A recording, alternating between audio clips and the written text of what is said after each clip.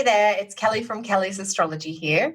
I recently shared a post about the 12 houses in astrology on social media that got lots of interest and generated a bunch of questions.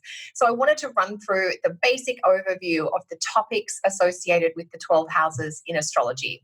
So this is going to be an ideal resource for you if you're a beginner to astrology or you're trying to figure out, the birth chart and how it's put together.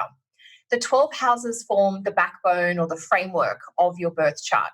Every astrology chart has 12 houses in it, and all of the topics of each house are the same. So, for instance, when you hear people talking about the seventh house and that having to do with relationships, that's a consistent framework that applies in every astrology chart or every birth chart.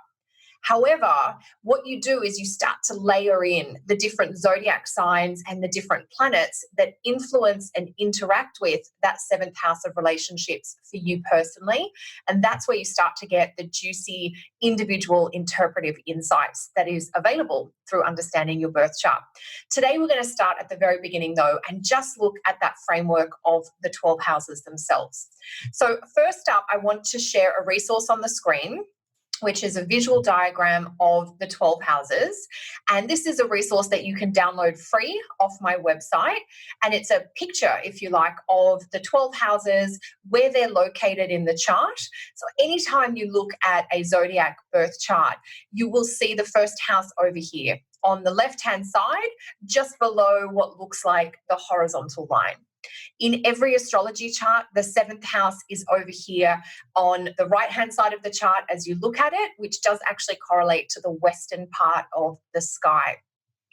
So that resource, if you want to take a screenshot of it, you can tag me on social media, whether you're on Instagram or Facebook or on Twitter.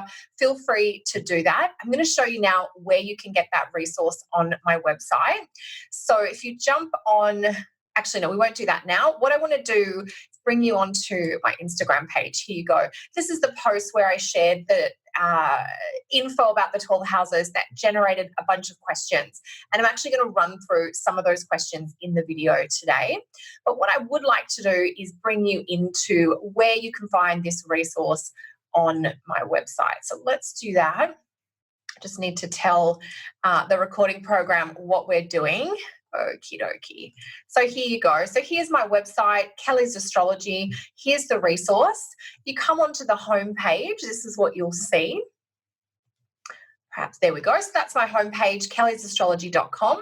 Go under the Learn Astrology tab to ebooks and handouts. Click on that, and there's a bunch of free resources here, and you'll want the astrological houses diagram. And you can add it to your cart. It's got a $0 charge. You just go through the checkout process and you can download that as a free resource.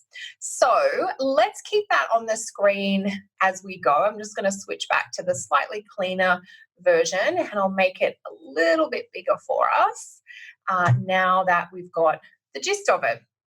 Okay, so the topics of the 12 houses. There is a bit of an order or a method to this, even though it might not seem apparent to start with. Some of the origins of the topics of the houses have to do with Egyptian philosophy. So there are certain ideas around different parts of the chart being associated with life or with death that go all the way back to ancient Egyptian philosophy. And then there are also topics connected to certain houses that are connected to something known as the joys of the planets. So I won't get into all that backstory today. Instead, what I wanted to take you through were the keywords associated with each house in the chart. The first house, which is where you will always find your ascendant. So your ascendant or your rising sign is a sign that you must know about if you want to do personal or individual style astrology. In ancient traditions of astrology, the ascendant was actually more important than your sun sign. So make sure if you don't know your ascendant or your rising sign, get someone to calculate your chart for you, or use one of the free online chart calculation services so that you can work out what your ascendant sign is. Your ascendant sign, keep in mind, is also known as your rising sign. The first house is about you. It describes your physical body, so your health and your wellness, or any particular concerns that you might have with your body will be described by connections to the first house. The first house is also about how you begin things. It can describe your initial demeanor or the type of persona that you display when you meet people for the first time. So it's very much about first impressions as well as that outside layer of who you are. And it also describes the core in terms of your underlying health, wellness, and vitality. The second house is about money, possessions, income, and assets. So this is your cash sector. This describes how you earn money, whether you're good at saving, good at spending, whether you're a budgeter, whether you like to impulse shop, whether you purchase, whether you're like a comfort shopper. All of the info about your attitudes and experiences with money come out of the second house in the birth chart. The third house around is to do with communication, and it also has a movement connection as well. So it can be linked to topics like school and education, short trips or regular travel, like your commute, your general local neighborhood or environment. Siblings is also connected to the third house, which was originally brothers in arms, and it is one of the major communication sectors. So the third house tells us a lot about your communication style, whether you're comfortable expressing your thoughts and ideas, whether you're shy about that. All of those types of things can be connected to the third house. In the fourth house, we find the most private part of the chart. This would be the time of day associated with midnight, so the middle of the darkness, the middle of the night. And so it describes our more private personal life, our home and our family life. The fourth house does tell us information about your childhood and your upbringing. So what kinds of experiences, whether that was happy and stable, whether that was traumatic and difficult, we can get some of that information from the fourth house in the chart. It also describes the father in traditional astrology. And that was one of the questions I did get via Instagram was, isn't the fourth house about the moon and about mother? One distinction in traditional astrology is that we don't link the signs to the houses in the way modern astrology does. So I don't teach my students that the fourth house is connected to Cancer. That's not how we learn the fourth house. What we instead learn are the topics of the fourth house and then the keywords of whatever zodiac sign you have on your fourth house. And that's how we build our interpretive profile. That approach is actually the core of my practical astrology beginners training program. And the link to take that course is below. So if you want to get a good foundation in these core basics of astrology, the 12 houses and the 12 zodiac signs, as well as how they work together, this is the first layer of interpretive information that you get when you start working with your birth chart. And so that training is designed to give you all the skills you need to build that solid foundation in the basics of astrology. But you do learn that the fourth house is about father, and it will describe your relationship to him, whether it was good or bad. It describes what you need in your home environment. And the fourth house is often connected to this idea of the past in general. From the fourth house, we move around to one of the fun houses, which is known as the fifth house. And this is about pleasure and creativity. It's about fun and enjoyment. It describes the things you do just because you really enjoy them. It is known as the good fortune house. So there's a real enjoyment factor that comes out of the fifth house. It is connected to two main topics that are still relevant in modern astrology today. One of them is children and fertility. So if you're looking to interpret your birth chart around the topics of fertility specifically, or topics to do with children, either children you want to have, children you do have, all of that information comes out of the fifth house. And because of that, pleasure, it's also got to do with fun and children, and there is a body connection to all the houses that are under the horizon. So the first 6 houses all speak a little bit more to our body. And so that's why in traditional astrology, the fifth house is the part of the chart associated with sex and sexual intimacy.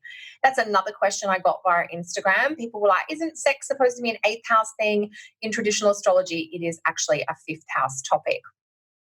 Then we move around to the sixth house. And this is a little bit more of like an effort or necessities place. If the fifth house is fun and pleasure, the sixth house is often stuff that we need to do out of necessity, but not necessarily because we want to. And that can include our attitudes to our everyday work and duties and obligations. So it's not the main part of the chart to do with career. We see that in the 10th house. But the general day-to-day, routines and schedules you might deal with, that's all sixth house. It is also the part of the chart that traditionally was actually connected to illness, and we often describe that as health in modern astrology. But if there's going to be something that causes your body some concern or irritation, we will usually see a connection to the sixth house there. And because of that day-to-day sort of duty energy, it is part of the chart associated with pets, and small or domestic type animals are connected to the sixth house in general. And you sometimes see that with people who have a passion for animal welfare. They can have strong sixth house themes too. So that's our first six houses. And now we start to move up above the horizon. And we're now in the first house that has to do with relationships, or the main house, I should say, that has to do with relationships. And that's the seventh house. So this is primarily about marriage, one-on-one partnerships, and how you interact with other people in general. So the main energy to do with your love life will be described by the seventh house in the chart. And then we move to the eighth house, which is another part of the chart to do with money. And this is money in the context of partnership. So it might be money within a relationship or within your family dynamics, but it's also money in the context of debt and taxes. They're very important topics of the eighth house. And this is the house traditionally associated with death. So the idea of actual someone dying and maybe inheriting, but it's also associated with some psychological angst. So the eighth house is one of those deeper parts of the chart that speaks to some of the stress that can interfere with our spirit or with our mind. So there's a lot going on in this part of the chart, and it's one of those houses that I notice takes students a lot longer to figure out. The ninth house is back into one of our more uplifting sectors, and it is associated with divine or revealed wisdom. It was historically known as the house of God, and the third house, which is opposite it, is known as the house of the goddess. So there's a lot of wisdom that runs through the third and ninth house pair. The ninth house is also connected to anything international, global, or overseas. So traveling beyond familiar shores into distant or faraway lands are ninth house topics. And this is the house of religion, of faith, of philosophy. So what you believe in and how you approach your belief systems all comes out of the ninth house, as well as anything academic to do with the law, to do with justice, and to do with the idea of study and learning. So you as a student, once you're outside your school years, or you as a teacher, that can lead to things like publishing and teaching, or doing training and development of all kinds. They're all ninth house topics. Then we move into the 10th house, which is the main part of the chart to do with career, fame, your public reputation. This would correlate to the middle of the day when the sun is at its brightest in the sky. And so the 10th house topics are connected to that brightness and that visibility. What are you like when you are seen, when you are out in the world? And the 10th house is where we get most of the information about your career, the type of work you want to do, even the types of professions that you might be drawn to, all come out of the 10th house in the chart. Then we move to the 11th house, which is known as the luckiest part of the chart. And this is about hopes and wishes. It's about aspirations. It's about, I want to reach for more or lift my life up. And how can I do that? So it is also connected to friendships, which the ancient Greeks considered friends to be a gift from the gods. And the 11th house can be where goodness that is kind of magical or out of our control just comes into our life. So there's a real sense of happiness, of support, of luck and opportunity that is tied to the 11th house. So depending on what sign or what planets you have in the 11th house in your chart, that will tell us a little bit about perhaps how lucky you are, what you're like as a friend, what experiences you have when you connect with groups or other community networks. They're all 11th house topics. Then we come to our final house, the 12th house.